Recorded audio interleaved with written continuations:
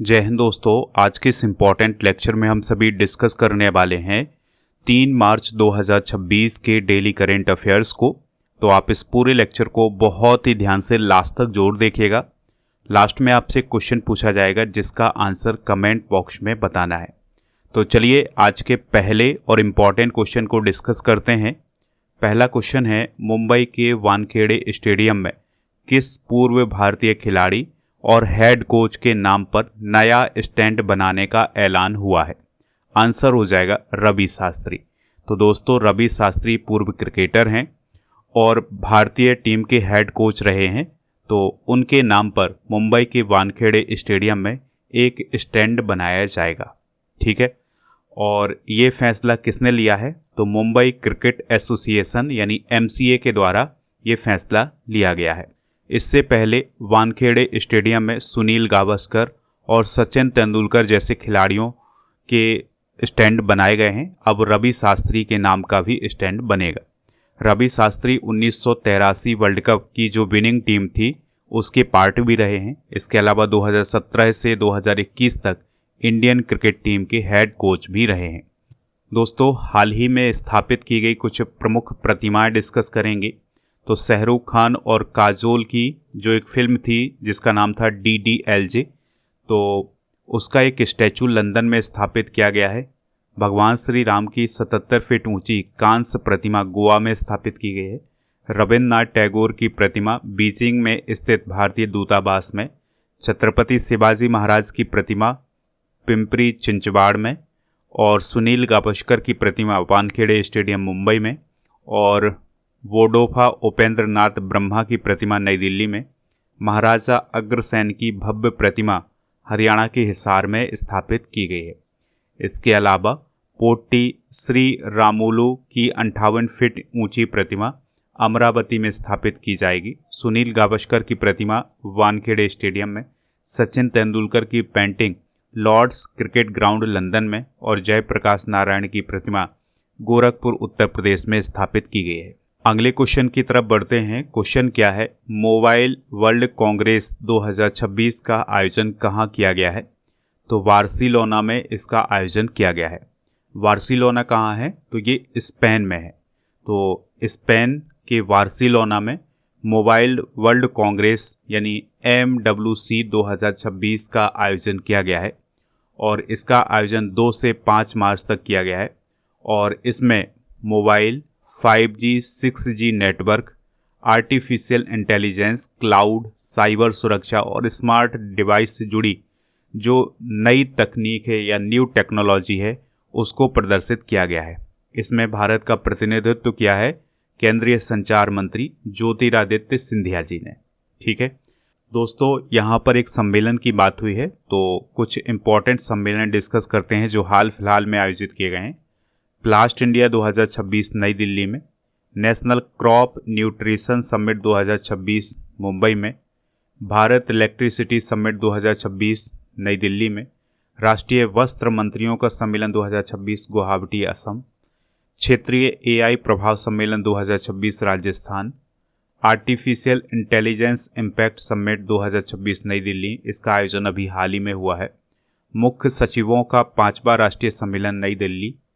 पारंपरिक चिकित्सा पर दूसरा WHO ग्लोबल समिट 2025 नई दिल्ली। और 28वें राष्ट्रमंडल स्पीकर्स और पीठासीन अधिकारियों का सम्मेलन नई दिल्ली में आयोजित किया गया है। अगला क्वेश्चन है, भारत ट्राइब्स फेस्ट 2026 का आयोजन भारत सरकार के किस मंत्रालय के द्वारा किया जा रहा है? तो ये जनजातीय कार्य मंत्रालय के द्वारा किया जा रहा है। तो ट्राइबल अफेयर्स मिनिस्ट्री ने 2 से 24 मार्च तक ट्राइबल हेरिटेज कल्चर की एक सीरीज मनाने का ऐलान किया है। और इसी के लिए भारत ट्राइब फेस्ट 2026 का आयोजन किया जाएगा। ठीक है, तो ये जो भारत ट्राइब फेस्ट का आयोजन किया जाएगा इसमें जो जनजातियों से संबंधित उत्सव हैं उनका प्रदर्शन किया जाएगा, उनका आयोजन किया जाएगा। इसके अलावा जनजातीय संगीत उत्सव, भारतीय जनजातीय उत्सव और जनजातीय व्यापार सम्मेलन का आयोजन किया जाएगा। ठीक है, तो ये जो भारत ट्राइब फेस्ट आयोजित किया जा रहा है इसका उद्देश्य है कि जो आदिवासी हैं या जनजातीय लोग हैं उनके कौशल, उनकी रचनात्मकता, इनको एक मंच प्रदान किया जाए। वर्तमान में केंद्रीय जनजातीय कार्य मंत्री कौन है? जुएल ओराम, जिन्हें आप यहाँ पर देख भी सकते हैं। देखिए, जनजातियों से संबंधित कुछ आर्टिकल आपको नोट कर लेने हैं। तो अगर हम अनुच्छेद 366(25) की बात करें तो इसमें अनुसूचित जनजाति की परिभाषा दी गई है। यह अनुच्छेद बताता है कि वे समुदाय जिन्हें अनुच्छेद 342 के तहत अनुसूचित जनजाति घोषित किया गया है वही इस श्रेणी में आते हैं। अनुच्छेद 342 की अगर हम बात करें तो राष्ट्रपति को अधिकार है कि वे किसी राज्य या केंद्रशासित प्रदेश के संबंध में राज्यपाल से परामर्श करके अधिसूचना द्वारा यह घोषित करें कि कौन सी जनजातियां अनुसूचित जनजाति मानी जाएंगी। तो ये दोनों आर्टिकल आप नोट कर सकते हैं। अगला क्वेश्चन है, ऊर्जा दक्षता ब्यूरो ने अपना 25वां स्थापना दिवस कब मनाया है? तो ये मनाया है 1 मार्च को। कब मनाया है दोस्तों? 1 मार्च को। ठीक है, तो जो ऊर्जा दक्षता ब्यूरो है ये विद्युत मंत्रालय के अंतर्गत आता है। इसकी स्थापना 1 मार्च 2002 को ऊर्जा संरक्षण अधिनियम 2001 के प्रावधान के तहत की गई थी। विद्युत मंत्रालय के अंतर्गत ये काम करता है। इसके महानिदेशक हैं श्री कृष्ण चंद्र पाणिग्रही और इसका मुख्यालय कहाँ है? नई दिल्ली में। दोस्तों, मार्च माह के कुछ प्रमुख दिवस एक बार रिवाइज कर लेते हैं। तो 1 मार्च को शून्य भेदभाव दिवस और विश्व नागरिक सुरक्षा दिवस, सिविल लेखा दिवस। 3 मार्च को विश्व वन्य जीव दिवस, विश्व श्रवण दिवस मनाया जाता है। 4 मार्च को राष्ट्रीय सुरक्षा दिवस, राष्ट्रीय सुरक्षा दिवस 4 मार्च को मनाया जाता है। 7 मार्च को जन औषधि दिवस। 8 मार्च को अंतर्राष्ट्रीय महिला दिवस। और अगर हम 10 मार्च की बात करें तो राष्ट्रीय मारियो दिवस और 13 मार्च को धूम्रपान निषेध दिवस। 14 मार्च को पाई दिवस मनाया जाता है और इसके अलावा 15 मार्च को विश्व उपभोक्ता अधिकार दिवस मनाया जाता है। 18 मार्च को आयुध निर्माण दिवस। 20 मार्च को विश्व गौरैया दिवस और अंतर्राष्ट्रीय खुशी दिवस मनाया जाता है। 21 मार्च को विश्व वन दिवस या अंतर्राष्ट्रीय वन दिवस और विश्व डाउन सिंड्रोम दिवस। 22 मार्च को विश्व जल दिवस और बिहार दिवस मनाया जाता है। 23 मार्च को विश्व मौसम विज्ञान दिवस। 24 मार्च को विश्व क्षय रोग या टीबी दिवस और 26 मार्च को बांग्लादेश का राष्ट्रीय दिवस मनाया जाता है। अगला क्वेश्चन है, प्रधानमंत्री नरेंद्र मोदी ने पुदुचेरी में कितने करोड़ रुपए से अधिक की विकास परियोजनाओं का उद्घाटन और शिलान्यास किया है? तो आंसर हो जाएगा 2700 करोड़। तो दोस्तों, प्रधानमंत्री नरेंद्र मोदी जी ने पुदुचेरी में 2700 करोड़ रुपए से अधिक की परियोजनाओं का उद्घाटन किया है। इसके अलावा शिलान्यास भी किया है। तो इस कार्यक्रम के दौरान उन्होंने NIT कराईकल में APJ Abdul Kalam engineering block और गंगा हॉस्टल का उद्घाटन किया है। पांडिचेरी विश्वविद्यालय में नए भवन और छात्रावास का उद्घाटन किया है। इसके अलावा करासूर सेदरापेट औद्योगिक क्षेत्र राष्ट्र को समर्पित किया है। तो ये कुछ परियोजनाएं शुरू की गई हैं पुदुचेरी में। पुदुचेरी की बात करें तो पुदुचेरी ही इसकी राजधानी है और इसका क्षेत्रफल है लगभग 779 वर्ग किलोमीटर का। वर्तमान में यहाँ के जो चीफ मिनिस्टर हैं वो हैं एन रंगाशामी। लेफ्टिनेंट गवर्नर हैं कुनइल कैलाश नाथन और पुदुचेरी को पूर्व का पेरिस, पूर्व की फ्रेंच रिवेरा भी कहा जाता है। अगला क्वेश्चन है, मंगलुरु अंतर्राष्ट्रीय हवाई अड्डा को वर्ष 2025 में कौन सा ग्लोबल पुरस्कार मिला है? तो आंसर हो जाएगा best airport at arrivals global का अवार्ड मिला है। तो मंगलुरु अंतर्राष्ट्रीय हवाई अड्डा को ASQ यानी एयरपोर्ट सर्विस क्वालिटी अवार्ड 2025 में best airport at arrivals global पुरस्कार से सम्मानित किया गया है और यह सम्मान एयरपोर्ट्स काउंसिल इंटरनेशनल वर्ल्ड के द्वारा प्रदान किया गया है। तो लगातार 2024 और 2025 में उत्कृष्ट प्रदर्शन के कारण इस हवाई अड्डे को ये पुरस्कार मिला है। यह airport Adani airports holdings limited के द्वारा संचालित है।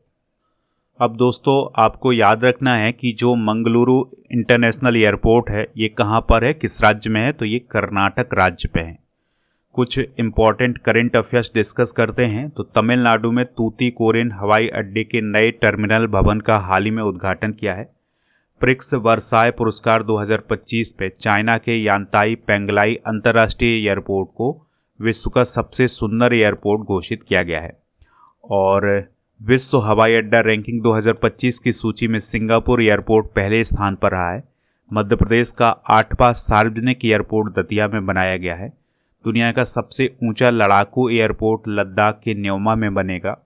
गुवाहाटी एयरपोर्ट डिजी यात्रा सुविधा पाने वाला पूर्वोत्तर का पहला एयरपोर्ट बना है। 4 रनवे वाला भारत का पहला एयरपोर्ट दिल्ली का इंदिरा गांधी एयरपोर्ट बना है। प्रधानमंत्री मोदी जी ने 8 अक्टूबर 2025 को नवी मुंबई अंतर्राष्ट्रीय हवाई अड्डे के पहले चरण का उद्घाटन किया है। अगला क्वेश्चन है, गेल इंडिया लिमिटेड के नए सीएमडी कौन बने हैं?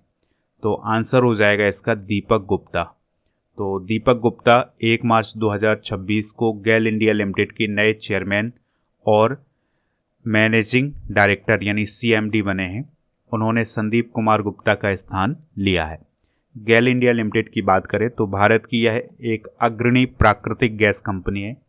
इसे पहले gas authority of India limited कहा जाता था। इसकी स्थापना 1984 में हुई थी और इसका स्वामित्व है भारत सरकार के पेट्रोलियम और प्राकृतिक गैस मंत्रालय के अंतर्गत। कुछ महत्वपूर्ण नियुक्तियां डिस्कस करते हैं। शेखा नासिर अल नोबे संयुक्त राष्ट्र पर्यटन की प्रमुख बनी है। राहुल द्रविड़ पारादीप फॉस्फेट्स के brand ambassador. Sonali Sen Gupta RBI की कार्यकारी निदेशक। दीपक मित्तल यूएई में भारत के राजदूत। रजित पुन्हानी एफएसएसएआई के सीईओ। टीसीए कल्याणी महालेखा नियंत्रक। उर्जित पटेल आईएमएफ के एग्जीक्यूटिव डायरेक्टर बने हैं। और अनीस दयाल सिंह उप राष्ट्रीय सुरक्षा सलाहकार। और संजय वात्सायन 47वें उप नौसेना प्रमुख बने हैं। जलवायु परिवर्तन पर संयुक्त राष्ट्र के फ्रेमवर्क कन्वेंशन ने पहली बार कार्बन क्रेडिट किस समझौते के तहत मंजूर किया है? आंसर हो जाएगा पेरिस समझौता। तो दोस्तों, जलवायु परिवर्तन पर संयुक्त राष्ट्र फ्रेमवर्क कन्वेंशन ने पहली बार पेरिस समझौते के तहत कार्बन क्रेडिट्स को मंजूरी दी है। कार्बन क्रेडिट्स का मतलब ये होगा कि जो कार्बन का उत्सर्जन होता है उसको कम करने का प्रयास किया जाएगा। ठीक है, तो इसके लिए एक प्रोजेक्ट भी अभी म्यांमार में शुरू किया गया है। तो इसमें क्या किया गया है कि जो कुकिंग परियोजना है म्यांमार में, उसमें स्वच्छ खाना पकाने के उपकरणों का उपयोग करके जो ग्रीन हाउस गैसों का उत्सर्जन है उसको कम करने का प्रयास किया जाएगा। पेरिस समझौते की बात करें तो यह एक अंतर्राष्ट्रीय जलवायु संधि है। ठीक है, जिसे 12 दिसंबर 2015 को फ्रांस के पेरिस में आयोजित जो COP21 था उसमें अपनाया गया था। काफ़ी इम्पोर्टेंट फैक्ट है ये, आपसे पूछा जा सकता है कि COP21 के अंतर्गत कौन सा समझौता हुआ था। ये पेरिस समझौता हुआ था और ये 2015 में हुआ था। 2016 से ये प्रभावी हुआ था और इसमें 194 पक्षकार हैं। भारत भी इस समझौते का हिस्सा है। अगला क्वेश्चन है, सिक्किम के पाक्योंग एयरपोर्ट का नाम किस स्वतंत्रता सेनानी के नाम पर रखा जाएगा? तो ये त्रिलोचन पोखरेल के नाम पर रखा जाएगा। तो सिक्किम के मुख्यमंत्री वर्तमान में हैं प्रेम सिंह तमांग। तो उनके द्वारा एक घोषणा की गई है कि जो पाक्योंग एयरपोर्ट है उसका नाम स्वतंत्रता सेनानी त्रिलोचन पोखरेल के नाम पर रखा जाएगा। त्रिलोचन पोखरेल की बात करें तो ये सिक्किम के पहले स्वतंत्रता सेनानी थे। उन्होंने असहयोग आंदोलन, सविनय अवज्ञा आंदोलन और भारत छोड़ो आंदोलन, इन सभी में सक्रिय भूमिका निभाई है। पाक्योंग एयरपोर्ट सिक्किम का एकमात्र एयरपोर्ट है जिसका उद्घाटन 2018 में मोदी जी के द्वारा किया गया था। हाल ही में बदले गए कुछ इम्पोर्टेंट नाम डिस्कस करते हैं। तो मनरेगा का नाम BVG राम जी हो गया है। राजभवन का नाम लोक भवन, केंद्रीय सचिवालय का नाम कर्तव्य भवन, राज्यपाल आवास उत्तर प्रदेश का नाम जन भवन, रातापानी टाइगर रिजर्व मध्य प्रदेश का नाम डॉक्टर विष्णु श्रीधर वाकड़कर राष्ट्रीय उद्यान, कर्मश्री योजना जो कि पश्चिम बंगाल की है इसका नाम महात्मा श्री, अरलम वन्यजीव अभ्यारण्य जो कि केरल में है इसका अरलम तितली अभ्यारण्य, प्रधानमंत्री कार्यालय को Seva Teerth, FIDE Chess World Cup 2025 trophy का नाम Viswanathan Anand Cup. Aurangabad railway station जो कि महाराष्ट्र में है उसका नाम छत्रपति संभाजी रेलवे स्टेशन किया गया है। अगला क्वेश्चन है, वर्तमान में दुनिया का सबसे बड़ा दूध उत्पादक देश कौन बना हुआ है? तो ये इंडिया बना हुआ है। तो भारत दुनिया का सबसे बड़ा दूध उत्पादक देश बना हुआ है। तो जो पूरे विश्व में उत्पादन होता है दूध का, उसका 25% भारत में उत्पादन होता है। पिछले एक दशक में दूध क्षेत्र में सालाना लगभग 6% की दर से वृद्धि हुई है। दूध उत्पादन 2014-15 में 146 मिलियन टन से बढ़कर के 2024-25 में अब कितना हो गया है? 247 मिलियन टन से अधिक। यह 69.4% से अधिक की वृद्धि है। और दोस्तों 2024-25 में प्रति व्यक्ति दूध की उपलब्धता थी 485 ग्राम प्रतिदिन, ठीक है, और यह प्रतिदिन 328 ग्राम के ग्लोबल औसत से काफ़ी अधिक है। तो आपको याद रखना है कि विश्व का सबसे बड़ा दूध उत्पादक देश कौन है? तो वो है इंडिया, और वो पूरे विश्व का 25% दूध का उत्पादन करता है। तो ये थे दोस्तों आज के करेंट अफेयर्स के क्वेश्चन। आप स्टडी करके ऐप को इंस्टॉल कर लें, प्रीमियम कोर्स वाले ऑप्शन पर जाएं, लूसेंट का कोर्स आपको यहाँ पर मिल जाएगा। इस कोर्स को आप ज्वाइन कर सकते हैं। यहाँ पर फ्री मिलेगा आपको 18,000 से अधिक topic by subject by test series, 12 महीने का मंथली टेस्ट, 12 महीने की मंथली करेंट अफेयर्स की ई बुक, और दोस्तों प्रीमियम कोर्स वाले ऑप्शन पर अर्जुन जीएस फाउंडेशन बैच मिल जाएगा। इस बैच को ज्वाइन करने के लिए FEV 800 कूपन कोड यूज करना है। इसमें भी वही सब फ्री मिलेगा जो आपको लूसेंट वाले कोर्स में मिलेगा। और दोस्तों आपको बता दें कि यहाँ पर टेस्ट सीरीज वाले ऑप्शन पर आपको सभी प्रकार की टेस्ट सीरीज मिल जाएगी, और ई बुक वाले सेक्शन पर आपको monthly current affairs, yearly current affairs, half yearly current affairs की ई बुक मिल जाएंगी। तो इन सभी को जा कर के प्राप्त कर सकते हैं। चलिए अब हम कल के करेंट अफेयर्स को रिवाइज करते हैं। इजराइल और अमेरिका के हमले में ईरान की किस सुप्रीम लीडर की मौत हुई है? Ayatollah Ali Khamenei. PM Modi ने गुजरात के सानंद में किस कंपनी की सेमीकंडक्टर असेंबली, टेस्ट और पैकेजिंग सुविधा का उद्घाटन किया है? Micron technology. रणजी ट्रॉफी 2025-26 को किसने जीता है? जम्मू कश्मीर। राजस्थान के मुख्यमंत्री भजन लाल शर्मा ने किस शहर का नाम बदला है? किस शहर का नाम बदल करके आबू राज किया है? माउंट आबू का। HPV टीकाकरण अभियान का शुभारंभ किस शहर से किया गया है? तो ये अजमेर से किया गया है। 28 फरवरी 2026 को 8 चीते किस देश से लाए गए हैं? बोत्सवाना। भारत ने प्रदूषण कम करने के लिए कौन सा पहला परिणाम आधारित पर्यावरण पुरस्कार लॉन्च किया है? Zero price. Global mind health 2025 report के अनुसार भारत के युवा वयस्क मानसिक स्वास्थ्य में किस स्थान पर है? 60। खेलो इंडिया विंटर गेम्स 2026 की मेडल टैली में पहला स्थान किसने हासिल किया है? भारतीय सेना। इजराइल के पीएम बेंजामिन नेतन्याहू ने ईरान के खिलाफ किस ऑपरेशन के तहत संयुक्त सैन्य अभियान की पुष्टि की है? Operation Lions roar. दोस्तों कल के करेंट अफेयर्स में जो क्वेश्चन आपसे पूछा गया था उसका आंसर था 4 दिसंबर। तो लगभग सभी लोगों ने इसका आंसर 4 दिसंबर बताया हुआ है। आज आप हमें ये बताइए IPL 2025 का विजेता कौन है? तो जो भी इसका राइट आंसर हो कमेंट बॉक्स में हमें ज़रूर बताएं। और दोस्तों आप स्टडी करके टेलीग्राम चैनल को ज्वाइन कर सकते हैं जिसका नाम स्टडी कर ऑफिशियल है। और ई बुक वाले सेक्शन पर जब आप जाएंगे तो मतलब ऐप में जब ई बुक वाले सेक्शन पर जब आप जाएंगे तो आपको यहाँ पर GK GS की बहुत सारी ई बुक मिल जाएंगी जिनको प्राप्त कर सकते हैं।